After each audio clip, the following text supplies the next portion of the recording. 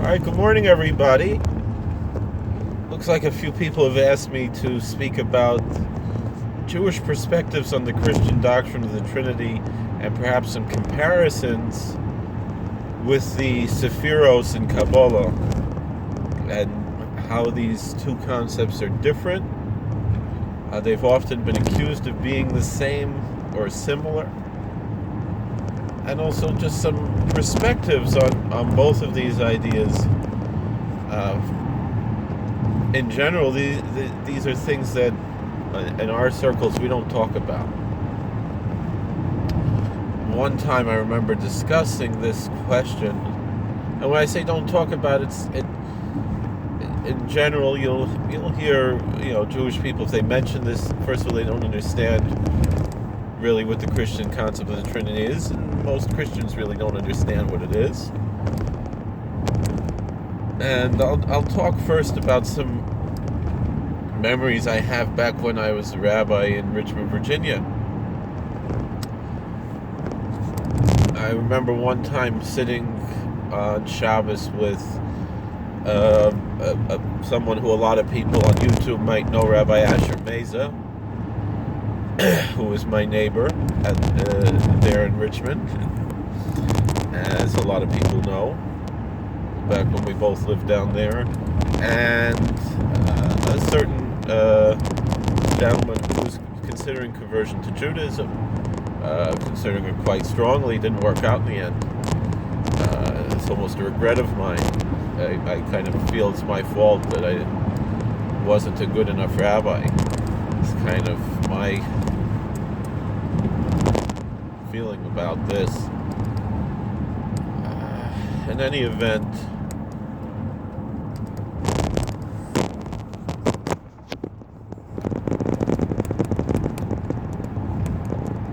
the subject of comparing the Trinity and the Sefiros came up. And my answer was the Sefiros are our tradition and the Trinity isn't. It's not that there's something intrinsically idolatrous or blasphemous about the idea of the Trinity. It's just that one is our tradition and one is not. And I believe in our tradition because our apologetics, particularly about Revelation, are the most convincing. And that's about it. And so if something is part of our revealed tradition, I accept it, and if not, not. And those who know Rabbi Meza know he did not like that answer. And I realized, it's not really such a good answer. It's a good answer as to why it is and it isn't. Essentially, there is still, it's still a very fair answer, quite a good answer, but not the best answer. It's an answer that could be a springboard to more discussion. And then other memories that I have as a young rabbi in Richmond, where I would go often to these interfaith discussion groups with clergy of other faiths, and I mostly just sat there, didn't say very much. I don't know how welcome I was there, to be honest. And I just wanted to be participating and be part of the community as much as I could. And I enjoyed this, and I remember this is where I was introduced to Karen Armstrong and her writings. We had kind of a book club where we read Karen Armstrong's History of God, which is really quite an eye-opening book. All of her books are really quite good and worthwhile to read. Anybody who's really interested in a readable and scholarly approach to world religion. Her books, I don't necessarily agree with everything that she has, but she knows her stuff. I would say I would recommend her over Houston Smith, which might be shocking to some students of of world religion.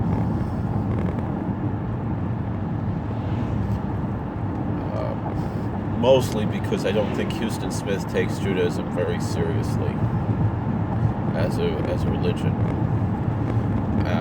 Whereas Houston Smith is good for everything but Judaism, particularly the Eastern traditions, which was his expertise. There's something missing there in his approach to Judaism, which is understood in a wider context of how really the world really doesn't take Judaism that seriously, and Jews don't take Judaism that seriously, and it's a shame. And I think that's part of that is because we can attribute some kind of a spiritual, reason for that it's similar to how Christians often traditionally have said about non-Christians having some kind of a blindness. It's imposed upon them diabolically almost. It's quite easy to be tempted to say the same thing here.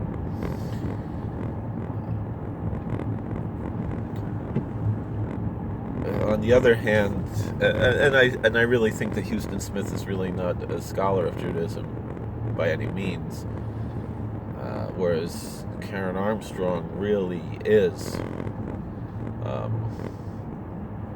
I don't maybe agree with all of her conclusions, but she's proven herself with her scholarship.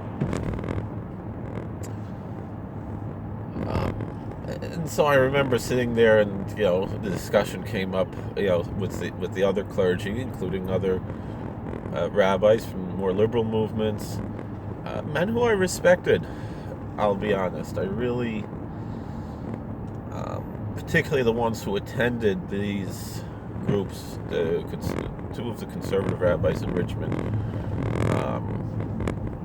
really I felt respected me. I don't know. I mean, really I felt I respected them. I don't know how much they respected me, or they were uncomfortable or confused by me, because I was such an iconoclast. They understood the rabbi in the modern Orthodox shul who was quite ultra-Orthodox in his ideology, and then here you have a rabbi dressing ultra-Orthodox, believing ultra-Orthodox, living ultra-Orthodox, but open-minded to certain more liberal approaches, just to be open to dialogue and discussion that very few in our circles are prepared to do, first of all, or interested in doing, whereas this is something I'm very passionate about. I love, and my current job is really perfect for me for that, because I spend a lot of quality time with my with clergy of other faiths. Of course, in a place like Richmond, Virginia, Christian clergy are a dime a dozen, like rabbis in Borough Park almost, maybe not quite, but close to it. And so the ones who were showing up, I really didn't know them, didn't get to know them. I don't remember them that well, to be honest, but I remember certain aspects of these little meetings, and where we discussed things about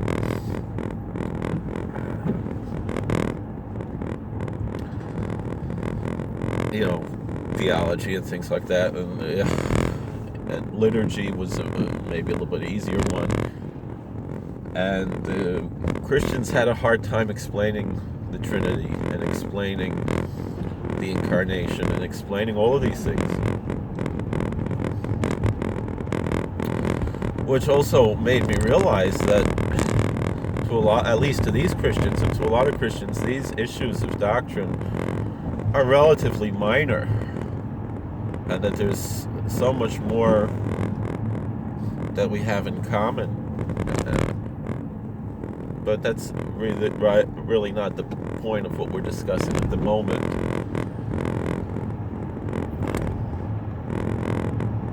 And so I'll admit I don't know very much about the doctrine of the Trinity in Christianity. I know that it expresses itself in different ways. One commentator here discussed, the difference between the Catholic approach, the Eastern Orthodox approach, and the Protestant approaches. And there are many different Protestant approaches. All of these are relatively minor. There are differences, but they're relatively minor, and I cannot quantify them. I'm not educated enough to quantify the differences there. When it comes to, as opposed to when it comes to, like we mentioned in yesterday's video, the Mormons who believe in different gods, essentially, even though they might not express themselves necessarily in that way, as opposed to a triune, the idea of Trinity is a 3-in-1, whereas the Mormon idea would be three separate gods.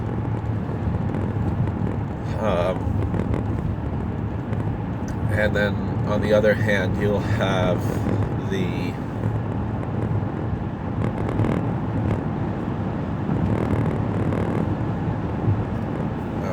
Jehovah's Witnesses, who believe that Jesus was definitely not God, and although they hold him as the greatest person ever, but as the greatest man, not the greatest, but not God.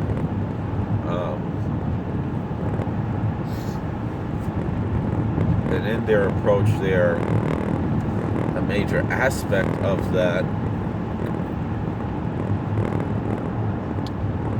is their belief that, which is interesting in light of Jewish ideas about the Messiah from certain mystical schools that are not widely accepted or even known about, is their belief, and this is something that we're really going to be discussing more in this video if we have time, which we don't. And so I don't know what we're going to I shouldn't be so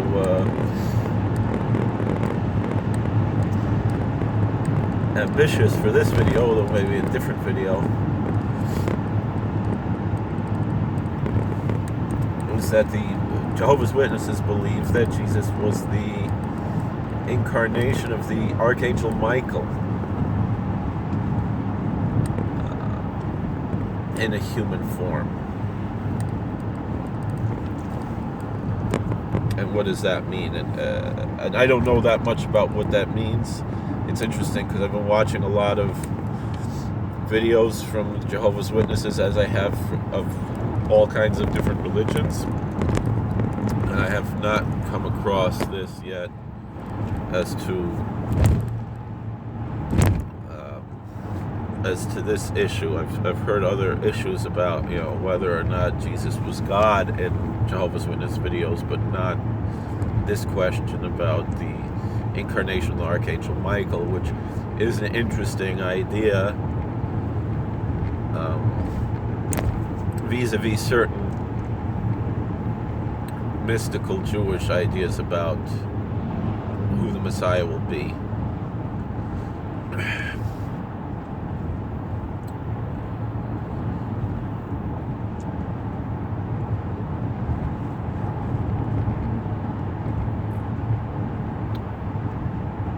So going back to that,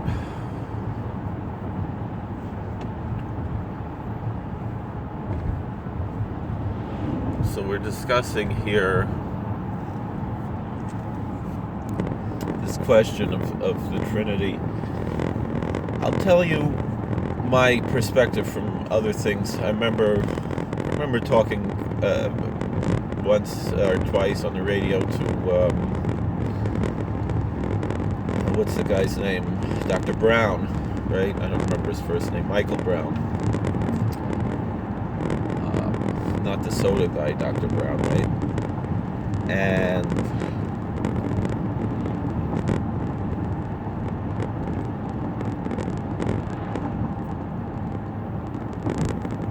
and he sent me his book called The Real Kosher Jesus, and he says there a statement that essentially what he understands is that, which about Jesus being the Shekhinah in the way that the Shekhinah can find itself in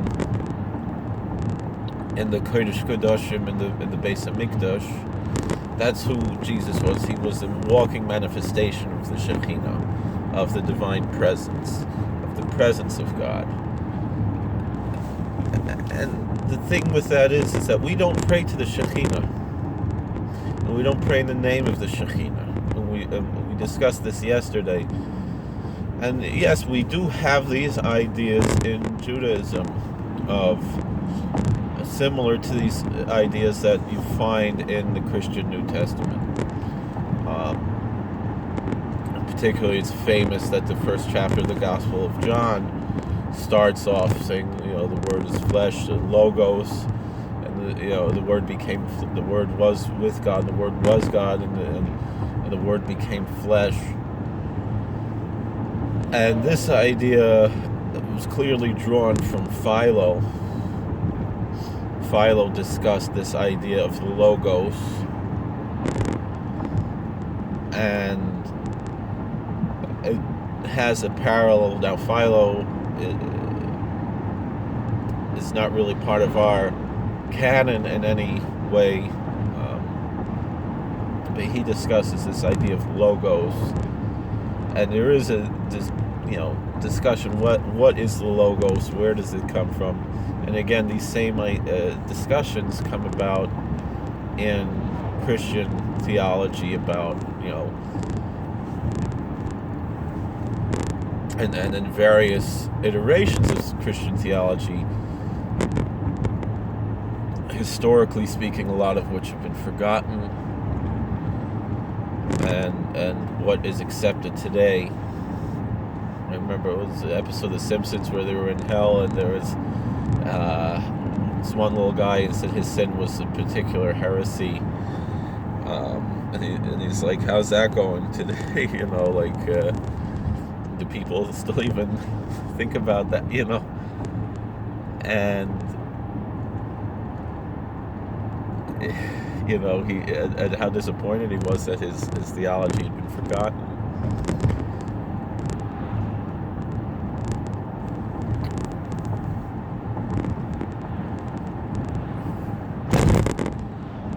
So,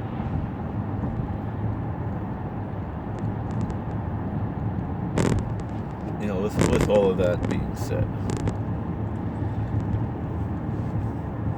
that's the issue. Meaning to say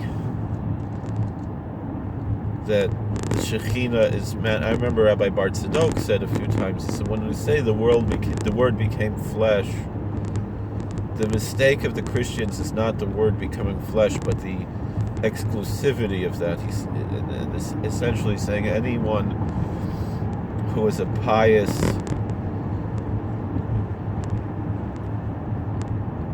scholar is the Word becoming flesh, and it's not something that's particularly about this one individual,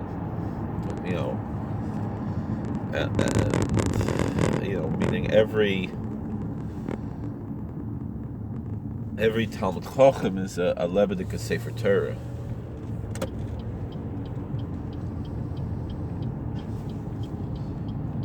Is a living Torah scroll, and we have that, and we discussed that idea in discussions on Deuteronomy when it says you should read in him instead of you should read in it, and so forth.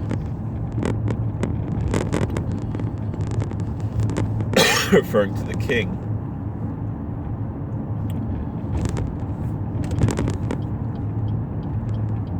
Back to this issue, and the idea of Logos, we can find it in the Targum, in the Memra, and the Yikar, the Kavod. There's the glory of God, there's the Word of God, even to the point where Jacob speaks to the Memra, to the Word of God. Meaning this idea of God relating to us humans in different ways is not necessarily foreign to Judaism. The major issue, first of all, we don't have any good historical verifications and so forth of these four Gospels. The text of the New Testament is a very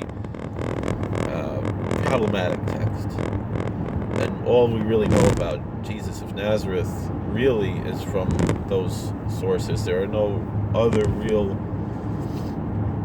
reliable, authenticated sources other than those four Gospels, which themselves are very corrupted and problematic.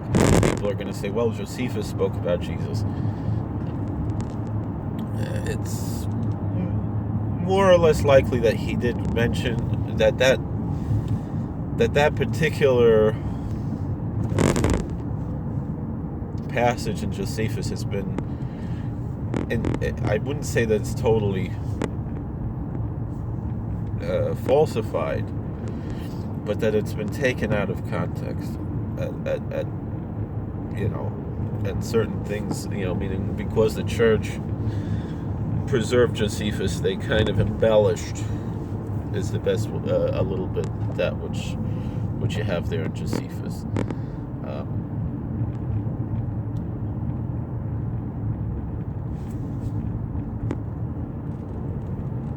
Although there's different scholarly and religious approaches to that, even to the point where some claim that Josephus himself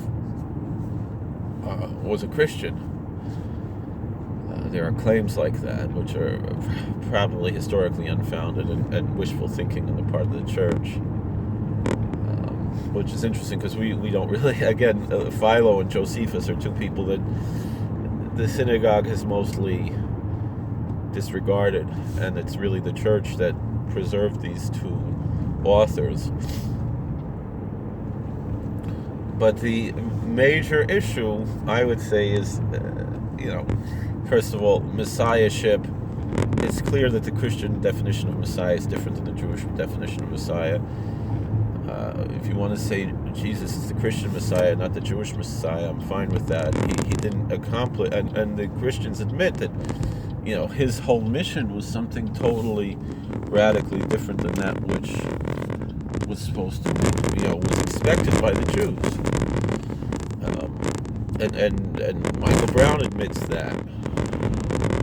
These are the issues that I have more, meaning there's a clear, I live in a pluralistic society. I recognize that there are Christians and Muslims, there are Mormons, there are Jehovah's Witnesses, there are Buddhists, there are Hindus, there are Odinists, there are, Native American spirituality. Some of these have intersectionalism and some of them don't. Intersectionality and some of them don't. And that's okay. And that's just how it is.